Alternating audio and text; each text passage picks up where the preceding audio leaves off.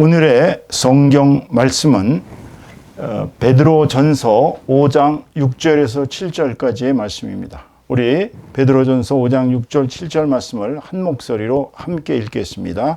큰 소리 읽으세요. 6절. 그러므로 하나님의 능하신 손 아래에서 겸손하라. 때가 되면 너희를 높이시리라. 7절. 너희 염려를 다 주께 맡기라. 이는 그가 너희를 돌보심이니라. 아멘. 오늘 주후 2023년 4월 2일 종료주일을 맞아 주일 설교를 시작하겠습니다. 오늘은 베드로전서 5장 6절에서 7절까지의 말씀을 가지고 당신의 모든 근심 걱정을 하나님께 맡기십시오라는 제목으로 하나님의 은혜를 함께 나누도록 하겠습니다. 오늘 메시지를 보시면 대충 본문의 말씀 속에 나타나는 것이 무엇을 뜻하는지 여러분들은 잘 짐작을 하실 것입니다. 우리는 근심을 할 필요가 없다는 것이 바로 핵심입니다. 사실 우리 인생의 실상을 보면 인생은 시시각각으로 불안 속에서 삽니다. 때로는 염려 속에 살고요. 근심과 공포가 계속되어집니다. 사실 생각해 보면 내일 어떤 일이 일어날지 또는 우리의 미래가 어떻게 될지 정말 제대로나 먹고 살 수 있을려는지 항상 우리가 근심 속에 사는 걸 알 수 있습니다. 심지어는 살다가 어떤 또 그런 두려운 사고를 당하지는 않을지 어쩌다가 보면 또 사람들끼리의 또 그런 인간관계에서 오는 잘못된 것으로 인해서 당하거나 살지 않을지 이런 식으로 끊임없이 인생 자체가 불안, 염려, 근심, 공포 속에 사는 걸 볼 수가 있습니다. 물론 이걸 철학적으로 이제 키에르케고르 같은 사람은 이야기하기를 우리 인간은 신 앞에 단독자로 서기 때문에 하나님과 인간 개인의 1대1의 관계라는 거예요. 그러다 보니까 항상 우리 인간은 그 하나님 앞에서 이제 그 불안, 염려, 근심, 공포 이런 속에서 살아간다고 이야기를 했던 것이죠. 그러니까 단독자로서의 인간은 굉장히 약한 존재입니다. 사실 우리가 집단을 이루고 이렇게 뭔가 여러 사람이 한 목소리로 외치면은 나름대로 카타르시스를 많이 느낍니다. 혹시 데모를 해보신 분들은 아시겠지만 저는 인생에서 데모라고는 촛불 집회 때 몇 번 우리 사모와 같이 나갔었는데 같이 똑같은 소리를 질러보면 거기서 단독자는 사라지고 하나의 집단으로서의 이제 어떤 쾌감이 있더라고요. 외쳐대는 이래라 저래라 같이 다 이게 인간 개인의 어떤 것을 탈피하는 거예요. 그렇지만 인간은 근본적으로는 다 개인입니다. 단독자예요. 하나님 앞에서. 그러다 보니까 인생은 한치 앞을 알 수가 없습니다. 5분 뒤에 일어날 일이 어쩔지 모르는 거예요. 여러분이 집 바깥을 나가는데 5분 뒤에 무슨 일이 일어날지 어떻게 알겠어요? 어떤 사람은 집 바깥을 나가자마자 교통사고를 당해서 세상을 하직할 수가 있습니다. 그동안 어마어마하게 투자했던 것이 5분 내로 주식이 폭락해서 거지가 될 수도 있어요. 코인에다가 엄청 투자를 했는데 5분 뒤에 무슨 테라 사태가 일어날지 누가 알았겠습니까? 그러니까 한치 앞에 미래를 알지 못하니까 인생들이 예언자를 찾는 거예요. 우리의 인생을 좀 예언해 줄 사람이 있으면. 그러다 보니 예전에는 미아리의 점쟁이 집들이 아주 극성이었습니다. 우리나라 최고위층 청와대부터 시작해서 고관 대작들이 가서 어떻게 되는지 점쟁이들한테 운명을 물어보는 거예요. 그 다음에 내 인생의 사주는 뭔가? 도대체 내 사주가 어떻길래 내가 이 모양 요 꼴로 사나? 또 남녀가 만날 때 궁합을 맞아야 잘 산다는데 궁합. 그리고 내 관상이 과연 이렇게 복이 없는 상인가? 관상. 심지어는 미래를 알기 위해서는 주역을 통해서 뭔가 미래를 알아보자. 이 인생들이 다 이렇게 미래에 대한 것을 자꾸 이렇게 추구하는 그 이유는 사실은 불안하기 때문에 그래요. 미래가 너무나도 답답하니까. 근데 그런 사람들 치고 잘 되는 사람들이 거의 없습니다. 이렇게 미래를 알면 알수록 우리는 사실상 실패라는 것을 시인할 수밖에 없는 것이에요. 왜 그러냐? 소위 우리가 말하는 인생의 성공자들 한번 살펴보십시다. 큰 부자들, 재벌들, 권력을 가진 사람들, 세상의 명예를 떨치는 대학자, 큰 연예인들, 이렇게 잘 나가는 사람들, 큰 종교인들, 이런 사람들 보면 과연 그 사람들은 아무 근심도 걱정도 없겠습니까? 그 사람들이야말로 그냥 인생은 다 룰랄랄라 다 행복만 있겠습니까? 그렇지 않습니다.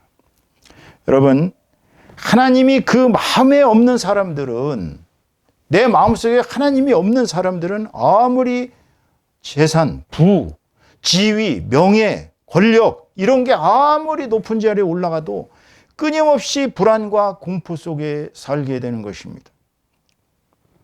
여러분, 구약에 나오는 사울왕은 초대 이스라엘의 왕이었습니다. 그는 하나님께서 선지자 사무엘을 통해서 기름 부음을 해 주셨어요.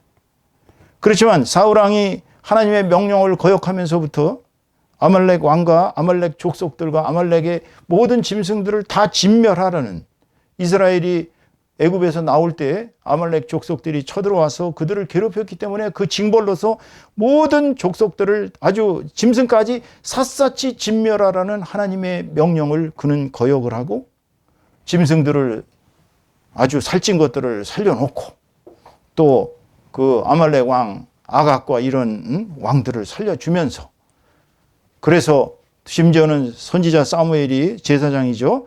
이게 와서 늦게 제사를 지내는 시간이 늦어지니까 이제 군인들이, 자기의 신하들이 난리를 치니까 자기가 제사장 노릇을 했어요. 원래 왕은 제사장을 할 수가 없는 거거든요. 제사장은 제사장만 할 수 있습니다. 그런데도 불구하고 사울왕은 제멋대로 제사를 지내는 큰 잘못을 저질렀습니다. 사무엘은 그에게 선언했죠. 당신이 하나님의 길을 버렸다고. 하나님께서는 제사보다 순종하는 그 마음을 더 소중히 여기는데, 이제 당신의 왕국은 떠났습니다.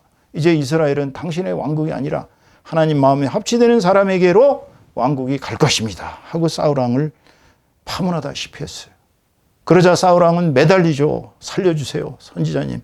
같이 안 가시면, 제사장께서 같이 안 가시면 저는 이제 완전히 왕권도 모두 다 사라집니다. 저를 살려주십시오. 그래서 할 수 없이 같이 따라는 갔습니다. 그러나 사무엘은 밤새내 고통을 당했습니다. 하나님께 울부짖었어요. 주여, 어쩌다가 저런 사람을 왕으로 세우셨습니까? 어떻게 하면 좋겠습니까? 하나님께서 내가 사울을 왕으로 세운 걸 후회하신다고 그러고, 이제 그에게서 성령이 떠났습니다. 심지어 그는 성령이 떠나니까 어떤 짓을 했어요? 이제 무당을 찾아갔죠. 그래서 죽은 선지자 사무엘을 불러내는, 귀신을 불러내는 그러한 짓까지 저질렀습니다.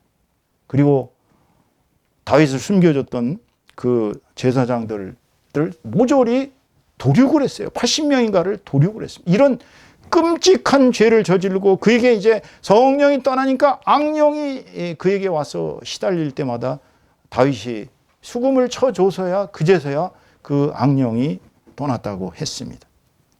여러분, 사울왕은 왕권의 자리에 앉아 있었지만 하나님의 성령이 떠나면서부터 고통을 당했습니다. 엘비스 프레슬리 어땠어요? 정말 전 세계에 가장 큰 정말 로큰롤 가수로 어딜 갈 때마다 어마어마한 인기와 돈을 엄청 벌었습니다. 뭐 정말 재산이 너무나도 많이 불어나서 감당을 할 수 없을 정도였습니다. 그렇지만 그는 항상 가방을 큰 걸 하나 들고 다니는데, 그 가방에 보면 심장약, 무슨 약, 위장약, 두통약, 무슨 5만 가지 약들을 다 챙겨갖고 다녔던 겁니다. 그는 끊임없이 이 불안에 시달렸어요. 물론 뭐 그 매니저가 나중에 밝혀진 바에 의하면 사기꾼이었고 평생을 엘비스 프레슬리를 괴롭혔던 걸로 알고 있습니다. 그는 제 나이에 제명을 살지 못하고 그냥 젊은 나이에 비명 행사를 했습니다. 약물 중독으로 죽었죠. 샤르트르라는 프랑스의 대철학자는 어땠습니까? 그는 평생 무신론자를 자랑했습니다. 자기는 무신론자다. 자기는 공산주의자다. 이 세상에 신은 없다. 인간은 모두가 다 자기 실존을 이렇게 뛰쳐나와서 이렇게 벽 속에 우리는 신존의 벽에 갇혀 있기 때문에 신존의 벽에서 뛰쳐나와 가지고 행동을 해야 된다. 그 행동이 뭐예요? 바로 공산주의 연대를 통해서 우리 인간의 나약함을 극복하고 이제 레지스탕스를 해야 된다 그거죠. 물론 레지스탕스 운동을 했던 그러한 공로는 있습니다. 나치에 대해서. 그렇지만 샤르트르는 신이 없었기 때문에 무수히 많은 연애를 통해서 쾌감을 얻기 위해 노력했지만 죽을 때 어땠습니까? 죽을 때 그 부인 보바르 여사가 옆에 있었지만 그는 너무나도 끔찍해서 죽는 장면이 공포에 시달리면서 오만 가지 고통을 겪고 불안 속에서 시달리다가 아주 그 간증을 하는 간호원들 얘기에 의하자면 샤르트르의 마지막 죽음은 저게 과연 무슨 대철학자이냐 할 정도로 비참했습니다. 왜?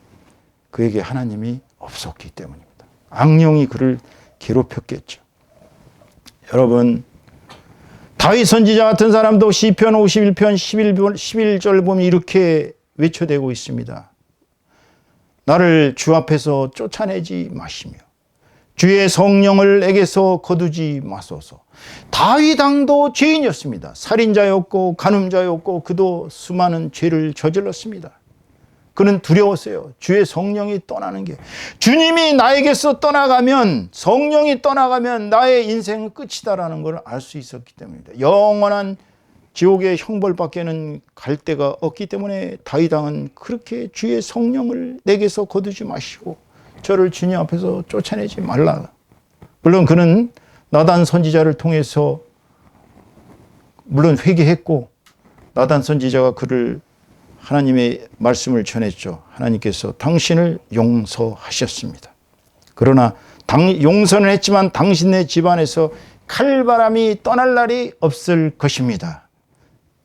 그는 자식한테 배신당하고 정말 자기 첩들을 그때 큰아들이었던 압살롬에 의해서 정말 자기 여자였던 여자들을 그렇게 간음을 당하는 그런 수치를 겪었고 모든 백성들이 보는 옥상에서 텐트를 쳐놓고 거기서 아버지의 여인들과 잠자리를 같이 하는 그런 끔찍한 폐륜을 저질렀습니다. 그 이유는 뭐냐면 이젠 아버지는 내 아버지가 아니다. 이 왕국은 나의 것이다. 아버지의 여자들을 내가 차지했으니까 아버지의 왕국은 내 것이다를 선언하는 압살롬의 독립선언이었죠. 여러분, 그렇게 망신을 당하고 울면서 쫓겨났습니다.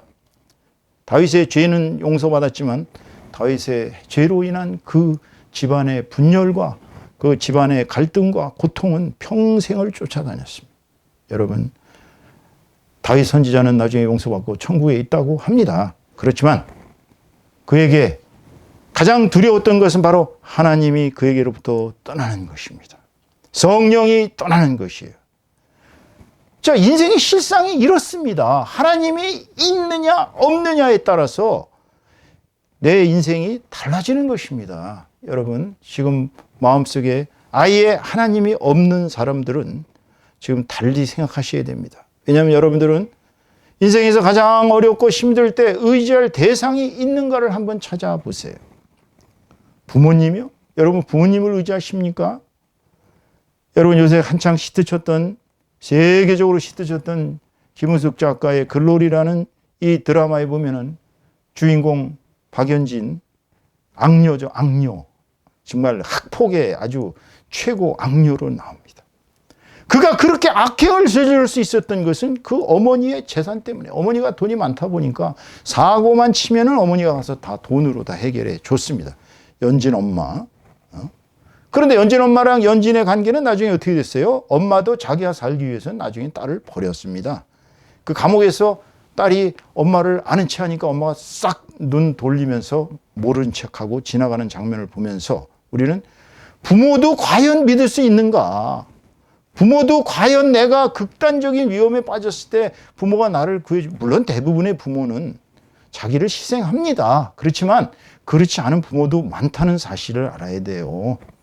여러분 아시다시피 예전에 6.25 때 저희 부모님한테 들은 얘기입니다. 6.25 때 자기 자식들 집어내던지고 위기에 빠지니까 막 공정에서 막 다다다다다 하면서 총을 쏘고 막 폭격을 가하니까 그냥 자기 어분 자식을 갖다 내 동댕이를 치고 도망가는 사람들도 비일비재했다고 합니다. 6.25 때 고아가 왜 그렇게 많이 생겼어요? 본능적으로 인간은 자기가 살기 위해서 자식까지도 버릴 수 있다는 거예요. 그러니까 부모님은 오랜 인생에서 오는 경험상 충고나 권면이나 안내는 할 수 있습니다. 이렇게 하는 게 좋겠다라고 할 수가 있지만 그게 옳다고 어떻게 봅니까? 부모가 말하는 게 다 옳아요? 아닙니다. 부모가 말하는 것은 다 옳다고 볼 수는 없어요. 다만 옳을 가능성이 확률적으로 많다는 것이지. 왜냐하면 그 사람들은 많은 인생의 실패를 겪고 고통을 겪고 여기까지 왔기 때문에 부모가 이렇게 얘기하면 그게 옳을 확률이 많으니까 그걸 쫓으라는 얘기지, 부모의 말이라고 해서 절대적으로 옳은 것이 아닙니다. 그러므로 부모를 완전하게 믿을 수는 없다는 얘기입니다. 그렇다면 누구를 의지하세요? 스승이요? 선배요? 친구요? 이 사람들은 인생에서 보면 다 자신에게는 객관자입니다. 엄밀히 얘기해서. 자, 한번 생각을 해보세요. 여러분이 뭐에 찔렸어요? 날카로운 칼 같은 데 찔렸어요. 찔려봐야, 찔려본 사람은 그 아픔을 압니다. 그렇지만 옆에 사람이 어휴 너 안 됐다, 정말 왜 이렇게 찔렸니, 정말 얼마나 아프니, 그건 그 사람이 과거에 그런 경험을 했기 때문에 그 경험을 통해서 유추하는 겁니다. 그 사람 본인이 아니에요. 이 세상에 어떤 사람이 자기 자신을 갖다가 충고를 해줘도 그거는 어디까지나 객관적인 충고지 주관적이 될 수가 없어요. 모든 인생은 그 자기가 겪은 고통과 슬픔과 불안과 이거를 다 남들에게 전할 수 없어요. 남이 나를 알아주지 않는다고 괴로워할 필요 아무것도 없는 것입니다. 왜냐하면 그 사람과 나는 어디까지나 나와 너의 너라는 그런 벽이 있기 때문에 어디까지나 객관자예요. 주관자가 될 수가 없는 것입니다. 그렇기 때문에 이 세상에서 의지할 수 있는 스승, 의지할 수 있는 선배, 의지할 수 있는 친구가 있다고 자랑하지 마십시오. 다 객관자들이기 때문입니다. 그렇지만 우리 하나님이 마음에 있는 사람들은 과연 근심하고 걱정할 필요가 있을까요? 여러분의 마음속에 하나님이 있다고 칩시다. 그런데 하나님은요, 여러분 이걸 아셔야 돼요. 하나님이 내 마음에 있는 사람들은 하나님과 내가 일치되기 때문에 내가 지금 괴로워하고 내가 슬퍼하고 불안하고 고통당하면 하나님께서 먼저 느끼시고 하나님께서 아파하셔요. 우리 주 예수 그리스도와 연결된 사람들은 예수 그리스도께서 천국에서 심장이 벌렁벌렁 하신다고 합니다. 예수께서 사랑하시는 여러분 성도들이 만약에 경우 어떤 일을 당했어요. 막 괴로워하고 슬퍼요. 그러면 예수님도 똑같이 괴로워하고 슬퍼하시는 것이. 그럼 전 세계 크리스찬이 25억 명인데 25억 명의 그 슬픔과 고통을 다 그리스도께서 어떻게 하시냐? 예수 그리스도는 온 우주 만물의 주인이신 말씀이세요. 그분이 가지신 모든 크기는 모든 것을 다 포용하기 때문에 가능한 얘기입니다. 그렇지만 주님은 우리에게 근심 걱정하지 말라고 말씀하고 계십니다. 왜냐하면 내가 너희들 짐을 다 져주겠다고 말씀하셨기 때문에. 오늘 본문 7절 말씀 보면 너희 염려를 다 주께 맡기라. 이는 그가 너희를 돌보심이라 그랬어요. 자, 내가 염려한다 그래서 해결될 수 있는 게 한 가지나 있을까요? 없습니다. 이상하게도 우리는 염려하면 할수록 해결되는 일이 한 가지도 없어요. 염려는 다 그냥 붙들어가지고 다 그냥 주께 맡겨버리면 되는 거예요. 왜? 주님은 그걸 해결할 수 있는 만군의 하나님이시잖아요. 다 해결할 수 있잖아요. 주께서 해결하자고 마음 잡으시면 못할 게 뭐가 있어요? 그분은 여러분들을 지금 돌보고 계십니다. 돌보고 계시기 때문에 내가 근심 걱정하는 거 그분한테 맡기고 나는 편안히 있으면 알아서 다 해결해 주신다고요. 마태복음 11장 28절에 보면 주님께서 이렇게 우리에게 권면하고 계십니다. 수고하고 무거운 짐진 자들아, 바로 여러분입니다. 수고하고 무거운 짐진 자들아 다 내게로 오라. 내가 너희를 쉬게 하리라 그러셨어요. 여러분, 예수님을 믿으면 우리가 행복한 이유가 바로 우리의 모든 수고와 무거운 짐과 이 모든 것을 주님한테 그냥 맡기면 되기 때문이에요. 이게 우리가 의지할 대상이 더 이상 어디 있습니까? 우리가 이 세상에서 의지할 수 있는 오직 유일한 대상은 바로 하나님, 우리 주 예수 그리스도인 것입니다. 그러니까 예수가 마음에 있는 사람과 없는 사람은 근본적으로 하늘과 땅이 먼 것처럼 이 세상의 땅에 살면서 모든 근심과 걱정과 슬픔을 혼자 안고 살아가는 마치 누에처럼 그 고치, 누에 고치의 속에서 그냥 혼자서 이렇게 막 실을 메어가며 이렇게 자아가면서 고속에 얽매인 누에 고치처럼 그렇게 사는 사람들, 그럴 필요 없어요. 우리가 하나님을 믿고 하나님께 나아가면 하나님께서 우리를 슬픔에서 건져주시고 우리의 근심과 걱정에서 다 해결해 주신다고 약속을 하셨어요. 만약에 약속을 하셨는데 안 들어주시면 그건 뭐예요? 약속하고 안 들어주면 거짓말쟁이 아니에요. 사기꾼이잖아요. 근데 과연 주님께서 그런 분입니까? 전지전능자이십니다. 그런데 단 조건이 있어요, 여러분. 하나님을 마음속에 믿고 의지하는 여러분들, 예수 그리스도가 여러분의 영적으로 주인이신 분들은 조건을 갖추셔야 됩니다. 오늘 말씀의 핵심은 바로 3절 보세요. 본문 6절에 보면 겸손하게 하나님께 의지하라 그랬지 거만하게 의지하라고 안 하셨어요. 겸손하게 하나님께 의지하는 사람은 어떻게 한다고요? 하나님께서 들어 올리신다고 그랬어요. 그러니까 이 얘기예요. 쉽게 얘기하면 오늘 본문 말씀은 6절 말씀은 이제 좀 거꾸로 되어 있습니다. 7절부터 말씀을 먼저 드렸는데 너 염려를 주께 다 맡기면 그가 너희를 돌보심이라 그랬는데 그전에는 뭐라고 얘기했어요? 겸손하게 하나님을 의지하는 사람은 하나님께서 들어 올리신다 그랬어요. 그러니까 쉽게 하면 하나님께서는 우리가 겸손할 때 우리를 쓰십니다. 왜냐하면 인생이 허망하다는 거, 우리 인생이 얼마나 능력 없다는 거, 우리 인생은 얼마나 먼지 같은 존재이고 우리는 그야말로 우주에 비하면 정말 우리는 그저 자그마한 한 벌레입니다. 벌레. 예? 우리 아버지 지금 허리에서 정충으로 있었던 그 벌레예요. 난자를 만나서 커져서 이렇게 인간으로 정말 전지전능한 하나님의 자식으로 이렇게 인정받고 있으니까 그렇지 얼마나 인생이 허망하고 능력 없습니까? 그거를 교묘하게 고백을 해야 돼요. 그리고 하나님 앞에서 항상 자신을 내려놓아야 됩니다. 자기 자신이 뭔가 있는 것처럼 착각하시면 안 돼요. 시편 39편 5절 7절에 이렇게 다윗 선지자는 고백하고 있습니다. 5절 주께서 나의 날을 한 뼘 길이만큼 되게 하시매 나의 일생이 주 앞에는 없는 것 같사오니 사람은 그가 든든히 서 있는 때에도 진실로 모두가 허사뿐이니이다. 정말 우리 인생은 100년 산다. 지금 요새 많이 사는 사람 120년까지 사는 사람 믿습니다만 110까지 살아봤자 한 뼘 길이도 안 돼요. 하나님께서 하루가 1000년 가고 1000년이 하루 갔다 그러셨는데 우리 인생 사는 거 보면 한 뼘 길이는 무슨 한 뼘입니까? 정말 우리 인생 짧습니다. 우리 일생은 정말 내가 든든히 서 있고 내가 모든 것이 다 잘 나가는 것 같아도 주 앞에서는 사실상 보면 모두가 허사예요. 셀라. 6절 진실로 각 사람은 그림자같이 다니고 헛된 일로 소란하며 재물을 쌓으나 누가 거둘는지 알지 못하나이다. 그랬어요. 사람들 사는 거 보면 정말 그림자같이 다니죠. 정신없이 다닙니다. 자기 본체가 없는 것 같아요.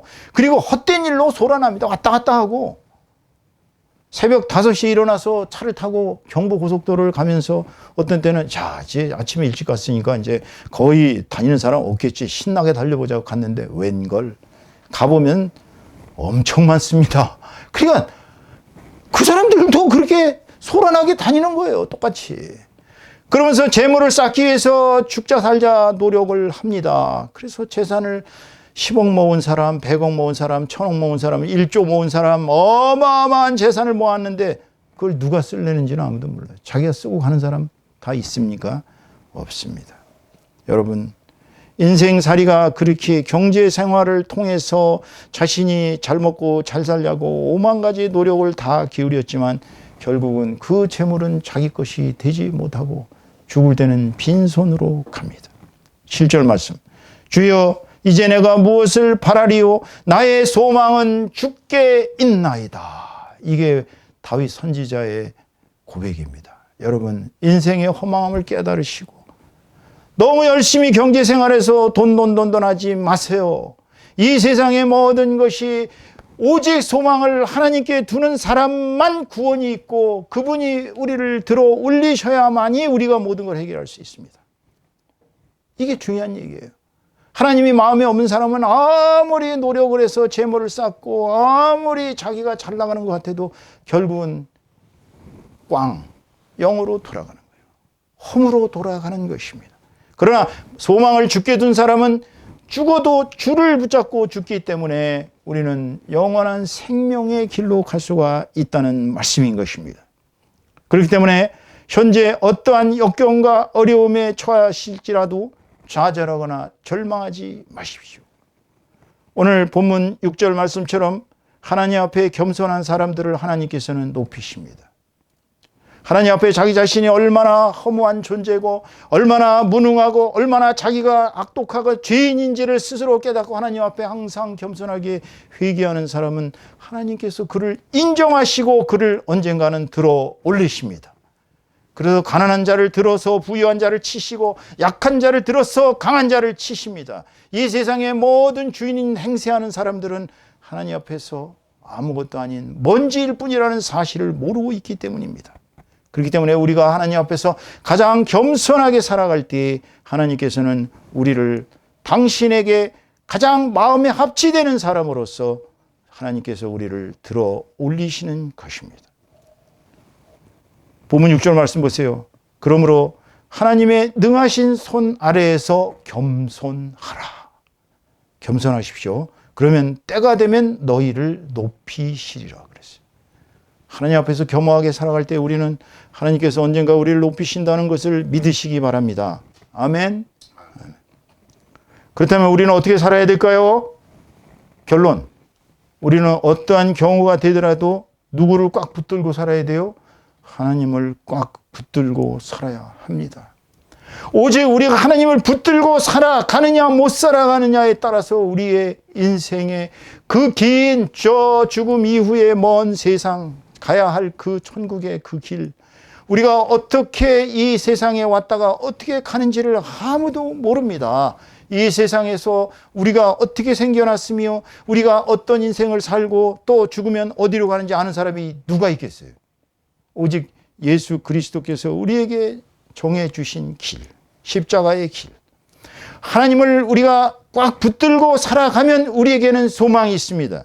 왜냐하면 설령 살아가면서 어떤 주홍빛 같은 죄를 저질렀어도 우리는 저 세상에 가기 전에, 죽기 전에 회개만 하면 우리는 예수 그리스도께서 흘리신 십자가의 보혈의 능력으로 용서받을 수가 있는 것입니다. 아까도 말씀드렸지만 다윗 선지자 하나님의 마음에 합치되는 사람이었습니다. 수백 편의 시를 지었고 음악을 통해서 하나님께 영광을 돌려드렸고 그는 그 정치를 통해서 하나님의 법을 무서워하고 하나님의 뜻에 따라 정치를 했습니다. 그러나 그도 사람인지라 바세바라는 우리아의 자기 장군의 아내를 간음하고 그것이 들키니까 이제 그 우리아를 전쟁터에서 죽게 만드는 그러한 사악한 짓을 저질렀습니다. 살인자의 간음자의 모든 죄를 저질렀지만 그래도 그가 깨끗이 회개하고 오직 하나님을 붙들고 살아갔을 때 사울과 다윗의 차이는 바로 그 점인 것입니다. 사울은 하나님께 버림받았을 때 그냥 하나님께 매달린 것이 아니라 무당에게 매달렸어요. 그렇지만 사울은 하나님께 완전 버림받았습니다. 다윗은 자기의 죄를 회개하고 끝까지 죽는 날까지 하나님을 붙들고 살아갔어요. 그렇기 때문에 우리의 어떤 주홍빛 같은 죄도 하나님만 붙들고 살아가면 용서받을 수 있기 때문에 우리는 하나님을 꽉 붙들고 살아야 합니다. 두 번째로 어떤 환난과 역경과 고난에 처했어도 주님을 믿고 하나님을 믿고 의지하면 뚫고 나아갈 길을 열어주신다는 거예요. 이게 놀라운 축복입니다. 이 하나님 믿는 사람들. 요나 보세요. 요나는 하나님의 선지자였습니다. 너 가서 니느웨에 가서 회개하라고 선포해라. 이제 니느웨를 멸망시키겠다. 요나는 니느웨 사람들을 싫어했습니다. 왜냐하면 아시리아는 아시다시피 이스라엘의 왼수였습니다. 이스라엘을 얼마나 괴롭혔는지 모릅니다. 우리가 일제 때 일본이 우리를 얼마나 괴롭혔는지 지금도 일본 일제라 그러면 치를 떠는 사람들이 한두 명이 아닙니다. 그런데 니누에는 더했어요. 아시리아와 이스라엘의 관계는, 아시리아는 전 세계의 어떤 종족 중에서도 가장 잔혹한 잔인한 그런 군대 집단이었습니다. 쳐들어가는 곳은 완전히 싸그리 그냥 완전 진멸을 해버렸어요. 그런 악독한 곳이 바로 아시리아입니다. 그 수도가 니느웨. 근데 거기 가서 회개하라.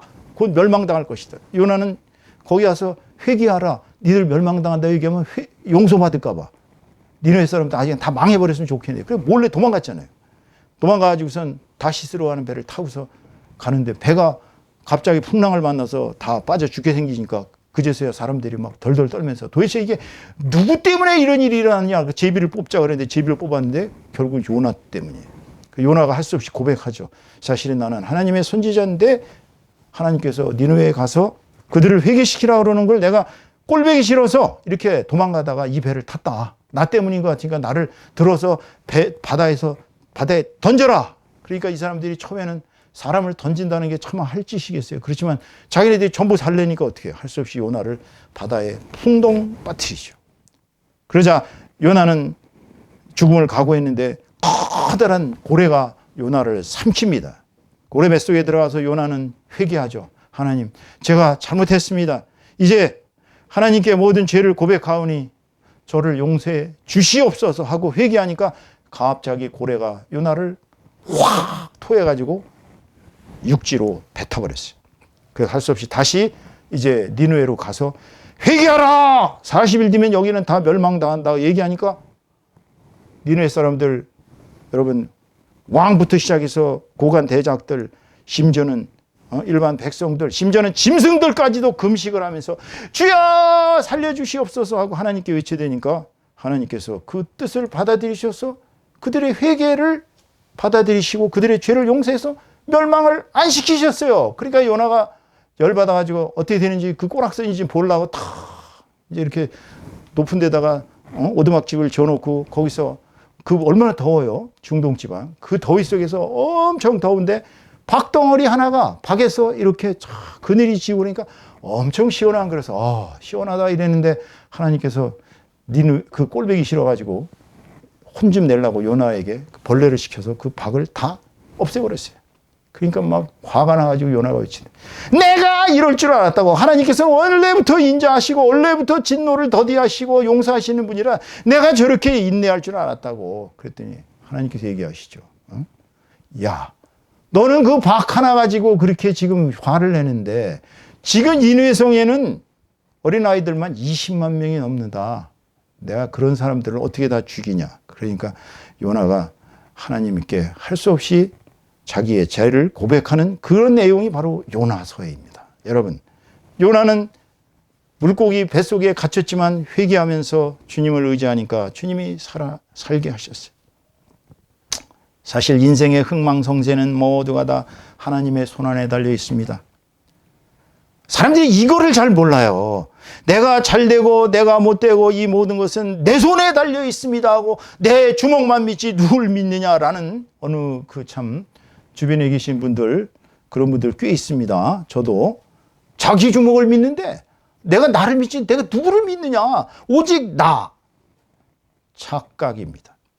우리 인생이 잘 되냐 못 되냐 이 모든 것은 오직 주님 앞에 겸손하게 그분의 뜻을 따라가며 사는 사람에게 하나님께서 길을 인도하시는 것이지 우리 능력 갖고 사는 걸로 착각하지 마세요. 사도 요한은 어떻습니까? 여러분, 사도 요한은 아시다시피 로마에서 그 커다란 불가마 속에 집어 던졌습니다. 안 탔어요. 사람들이 막 소리 질렀으면 저 사람 천사다. 황제가 보니까 거기 사람 하나가 있어가지고 요한을 불이 안 타게 그렇게 막고 있어요. 그래서 사람들이 살려줘라 살려줘라 외쳐서 할 수 없이 살려줘갖고 밤모아섬에 기양을 보냈어요. 하나님께서 살리자고 마음먹으신 분들은 살립니다. 하나님께서 일찍 데려가시는 분들은 어떤 면에서는 축복을 받는 거죠. 그렇지만 우리가 이 땅에 살아서 해야 할 사명이 있는 사람들은 하나님께서 어떻게든지 살리세요. 그것이 바로 사도 요한의 예였습니다. 그는 요한 복음을 쓰셨고 요한 1서, 2서, 3서를 쓰셨고 요한 계시록을 썼어요. 성질이 불같아서 우레의 아들이라는 별명으로 불리던 사도 요한은 결국 나중에는 사랑의 사도로 불릴 만큼 에베소에서 예수님의 어머님 성모 마리아를 모시고 그 막달라 마리아와 함께 모시고 평생을 그렇게 사랑의 사도로서 살아갔습니다. 늙어 죽으셨어요. 곱게, 유일하게. 그러니까 사도 요한은 하나님께서 살리신 겁니다. 11 사도들 다 거꾸로 매달려 죽고 껍질 벗겨 죽고 칼로 맞아 죽고 뭐 옥상에서 떠들어 죽고 5만 가지 죽음을 당하는데 사도 요한을 살려주세요. 하나님께서 살리시자고 마음을 잡수셨기 때문입니다. 오늘 설교의 결론을 맺습니다. 우리는 세상살이를 하면서 근심 걱정에 사로잡히지 마십시오. 차라리 우리는 하나님을 믿고 하나님께 모든 것을 맡기고 그분께 의지하면서 살아가야 합니다. 우리에게는 세계 최강이 아니라 우주 최강의 의지처가 있으니 바로 우리 주 예수 그리스도인 것입니다.